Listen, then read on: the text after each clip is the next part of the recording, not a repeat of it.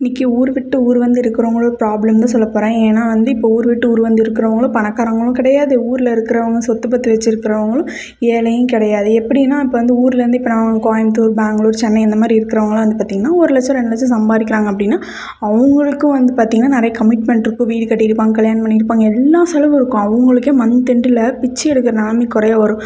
ஆனால் இதுவே ஊரில் இருக்கிறவங்க என்ன சொல்லுவாங்க, அவன் அவ்வளோ சம்பாதிக்கிறான், பெங்களூரில் இருக்கான், சென்னையில் இருக்கான், கோயம்புத்தூர் இருக்கான், ஆனால் அவன் வந்து நல்லா சம்பாதிக்கிறான், அவன் வந்து காசே இல்லைங்கிறாங்க அப்படின்னு. ஆனால் வெளியில் இருக்கிறவங்களுக்கு தான் தெரியும் அந்த கஷ்டம் என்னன்னு. என்ன தெரியுமா, மாத கடைசியில் மளிகை ஜாமான் வாங்க கூட காசு இல்லாமல் உட்காந்துருப்பாங்க. வெளியே வாடகை கட்டணும், பையனை பார்க்கணும், ஹெல்த்தை பார்க்கணும், ஊருக்கு தொட்டதுக்குன்னு ஒரு ஊருக்கு போகணும். மெயினாக அதுதான், ஊருக்கு போகணும்.